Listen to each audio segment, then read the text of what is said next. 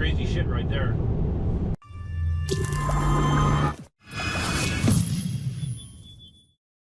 Hey, Duff and Cindy here. We are and Elsa. You see Elsa right there. We are on our way to Dania Beach on the East Coast. Dania. Cindy doesn't like the way I say it. I like Dania better. I grew up in there, in the area. Okay. Sorry. So anyways, we are heading over to a Tesla store on the East Coast where we're going to be taking delivery of the Model 3. I got off work early. Cindy canceled a class, so we can do it now. It was originally supposed to happen tomorrow at 2 o'clock, but turns out I can do it a little bit earlier, so we wanted to do it sooner rather than later. So we'll be trying to document it as best as we can. And right now the GPS is saying we're about a little less than a half hour out, so we'll keep you in the loop. All right, so here it is, Model 3, Midnight Silver. And you can't tell from the back, but our first stop in the Model 3 is at a Dunkin' Donuts. We need coffee on the drive back. So I'm going to try to mount this. I have a suction cup mount. I'm going to try to mount this in the car to bring you along for the journey. And yeah, wonderful East Coast Florida traffic. It's going to be great. All right, here's my first sip of coffee in the Tesla Model 3. Hopefully they didn't give me a leaky lid. Tastes good. We're stuck at a railroad crossing. Cindy's in front of me in the Tacoma. This weekend there's going to be lots and lots of me getting used to the Model 3 as far as like just the way everything works, the comfort. The seat doesn't feel like I have it adjusted ideally for me yet. The regenerative braking is something that I've been exposed to in the Prius, but the default behavior of the Tesla with regenerative braking definitely was, the regenerative effect is stronger than I expected. As soon as you take your foot off the accelerator, it decelerates surprisingly hard. So, and that's good because it helps regen power, but it is going to take some getting used to.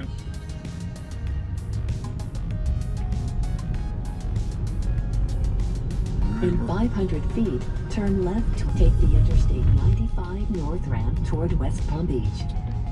Obviously, I have figured out how the navigation works. I have our home address set in there as the home location, so this does use Google Maps, which is very nice.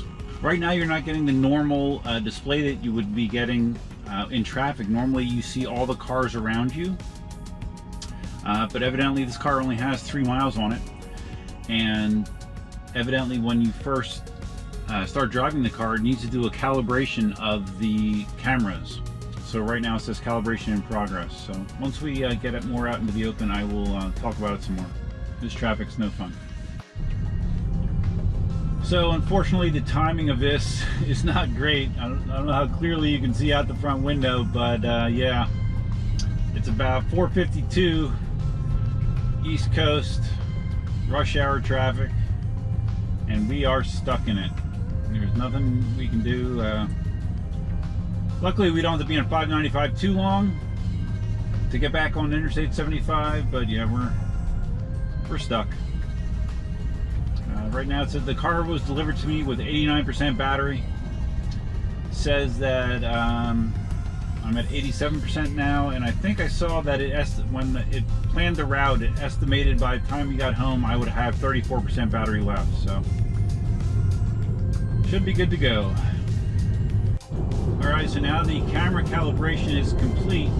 I don't know how well, again, you can see it on the screen. I'll try to zoom in if I can.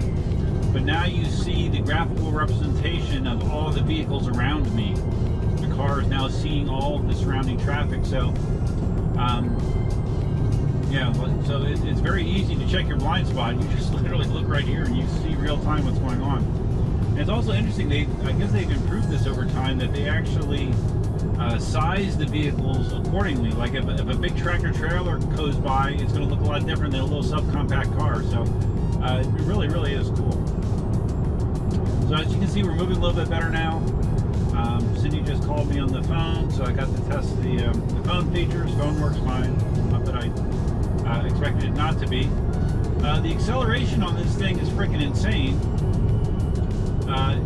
You stab the accelerator and it feels like you're on a silent rocket.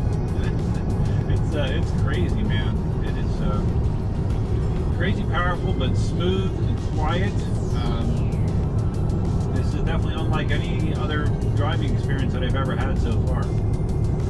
So, checking in again later. Alright, we're almost to I-75. The first oopsie that I see is, as you can tell, I'm going straight right now. You can see the steering wheel is not aligned properly. It might be, I don't know, 5 degrees off, something like that, 5 to 10. So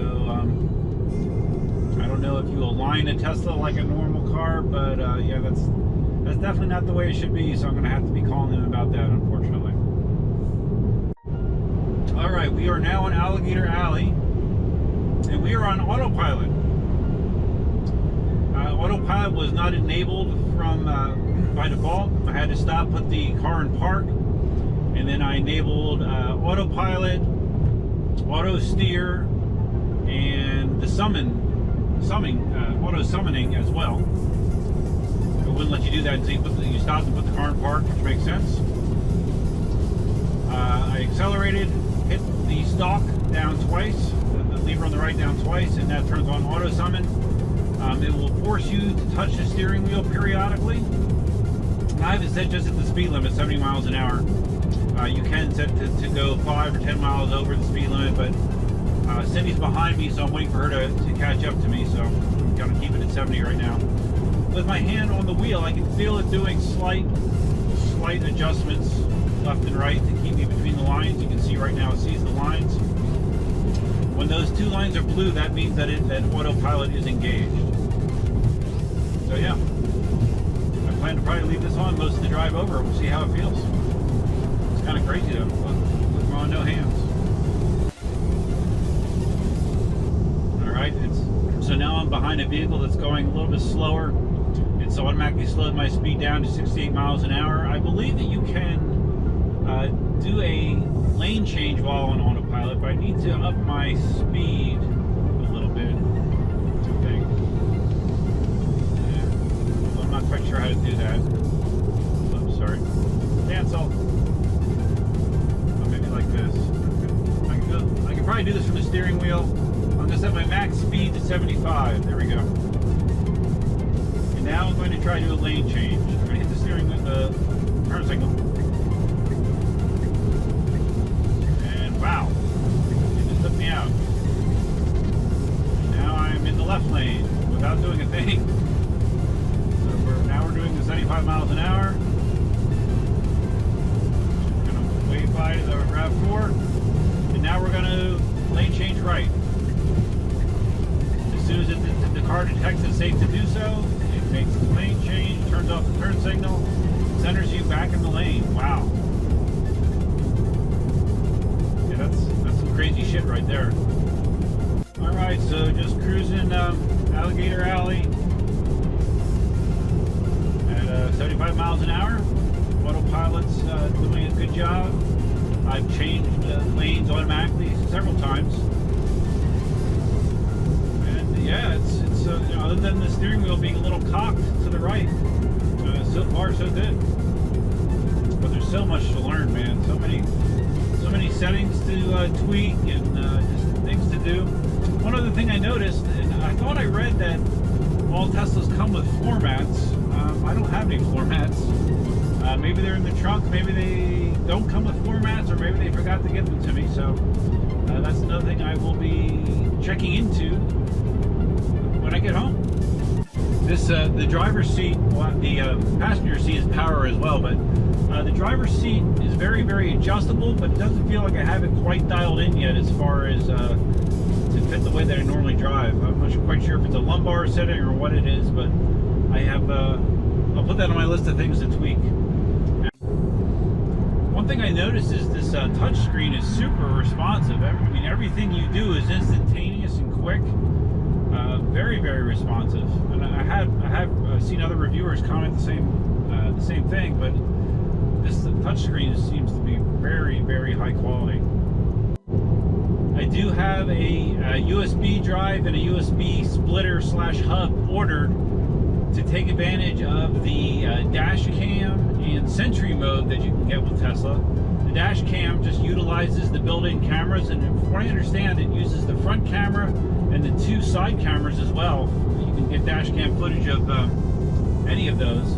And the Sentry mode is cool. When you park the car, if you're parking it in like a busy parking lot where you suspect or you're nervous about people screwing with your car, if you turn on Sentry mode, what happens is if someone hangs too close to the car, if the car is bumped, God forbid if someone hits your car door or hits the side of your car with their car door, any of those situations, what will happen is the car will start recording from the cameras, and a message will pop on the screen like a red bulb, glowing bulb that basically says you are now being recorded as a deterrent, as a visual deterrent, and it is recording the footage of what goes on. I actually saw on a forum that there's been situations where people actually were able to get the license plate of someone that opened their door into their Tesla, causing $1,000, $1,500 worth of damage. And because they had that footage and they got the license plate, they actually were able to prosecute those people, and they wound up paying for the damage. So I love that feature. It's awesome. It's funny, this rest stop we stopped at, they had special spaces close to the door saying only for low emitting and high fuel efficiency vehicles or something like that. So I guess I will qualify. I slammed that coffee, so that's why we had to make a pit stop here. We're probably about 45 minutes from home. Nothing significant to report of a negative fashion, other than the steering wheel tilt and the mystery floor mats. But other than that, yeah, it's all going good. I just figured out how to set the climate control. Oh, what's the manual? Okay, I thought I had it set. I set the manual. I thought I had automatic climate control turned on, but it looks like it turned off again, so I got to figure out how that works. I'm already getting used to the way that the regen works on the pedal. Basically, like if you just lift your foot off of the accelerator, it's gonna start. 500 feet. Stay straight to take the Interstate 75 or that 84 West route. Oh, thank you very much. If you just lift, stay straight to take the Interstate. You just told me this. All right. So, anyways, if you just lift your foot off the accelerator suddenly, it's going to regen suddenly. So basically, you just kind of just start backing off on the pedal, and then it will start applying brake in a more smooth manner. So it's something that you'll get used to, in the first, half hour of driving. So when we entered the house address when we left Dania Beach, it's interesting. It gives you an estimate of what your battery life will be at the end of the navigation route, and it predicted I would be at 34% battery. So right now we are at 53%, and we have 40 miles to go yet. So I don't know. It might be pretty close. It'll be interesting to see how close it gets. Alright, so I just turned on Navigate on Autopilot. I'm thinking that will actually take the exit for me and everything. We will see. I will be ready to hit the wheel if need be, but I think that will exit, and it might actually drive me on Route 29 as well. We'll see. It'll be interesting.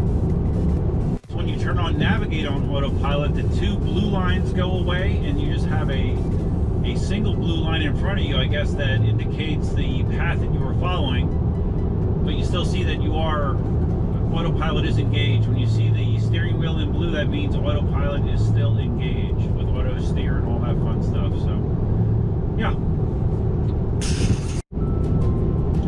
All right, we just passed the 1 mile mark to the exit, so I just want to document, see how it does here. I think it's supposed to put on your turn signal for you, I think. Let's see. Half mile to go.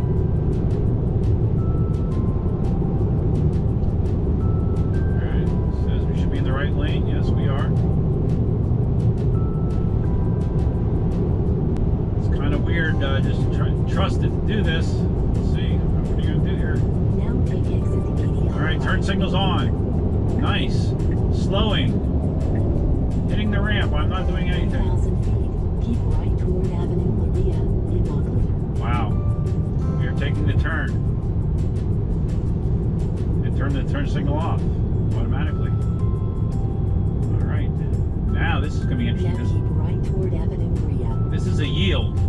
So let's see what it does. Slowing. Is it looking in the blind spot? Okay, it is. It's yielding. All right, it was yielding too much. It was being overly cautious there, so okay, there we go. Oh, wow. All right, so it just, okay.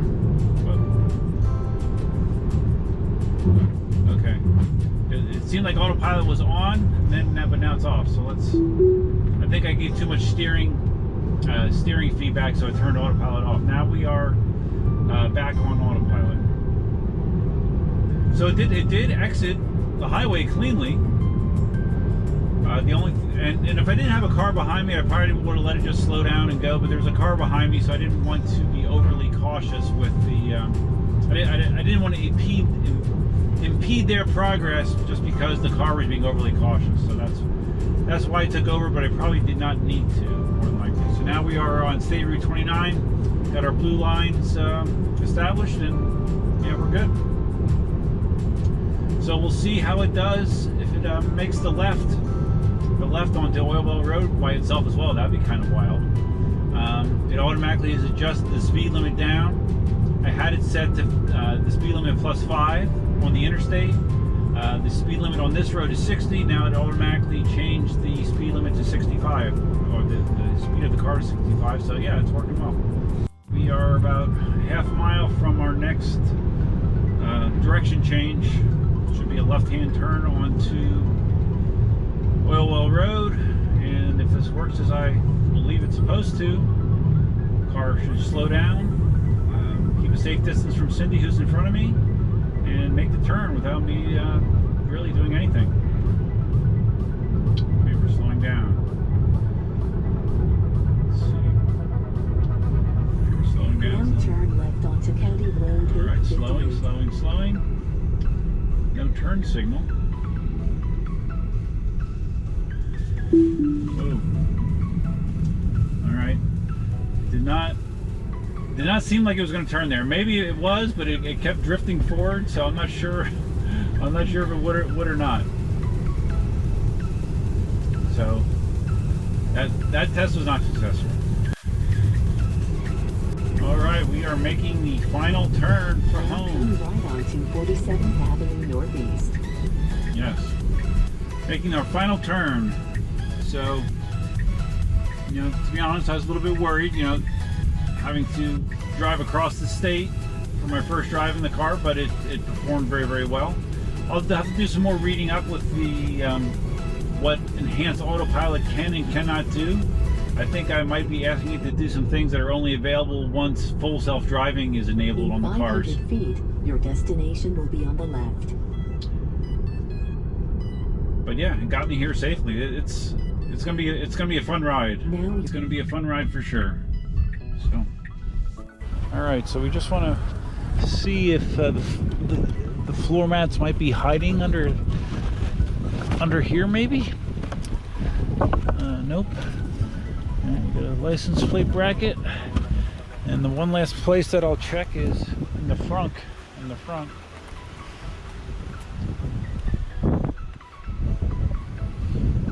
Nope. No mats. All right, so that's something we'll have to figure out. Until it closes, people complain and you get a lot of fingerprints on the hood by having to push down on it, but I can deal with it. Okay, so right here is my charger. That is included with the car. So I'm gonna go hook this up, and then we're gonna try to get it charging. All right, so here is the NEMA. Is it a 1540 or a 4015 plug? 1450, but you need to change the name on this video. 1450. Oh, well, it's not the end of the world. So anyways, here it is. I just had installed by an electrician this week. It's a 50 amp circuit. And you can see we got some juice here. So once Cindy is wiping down the bugs that we accumulated on the Alligator Alley with some detailer just to clean them off. Once he's done, we will pull it in and plug it in. Let's go up onto a Mockley road. So the estimate of battery life at the end of the trip seems to be very accurate. It's 35% and it predicted 34%. So yeah, it's good to know that you can trust those estimates. All right, so before charging the vehicle, we have Cindy out to do a little quick test ride. Just Crazy. Yeah. This is crazy. I feel like I'm in a glass car. The vision is like... Yeah, the visibility is really, really good with the lack of a conventional dash. It's just you have a super wide field of vision. It's really, really a good driving position. It's, you know, vertically wide. It's not just because you're actually seeing so much of the road. Yep. You do not see the front of the car at all. Yeah, the angle is amazing. You look like you are on the road. Yeah, it's really, really nice. Oh, I'm going 70. I didn't realize it. It's very easy to go fast in this. So easy. So easy. It's really beautiful. I like it. All right, so we'll charge this once she's done. We are pulling into the garage for the first time. It's interesting, the sensor tries to estimate how close you are to an actual object.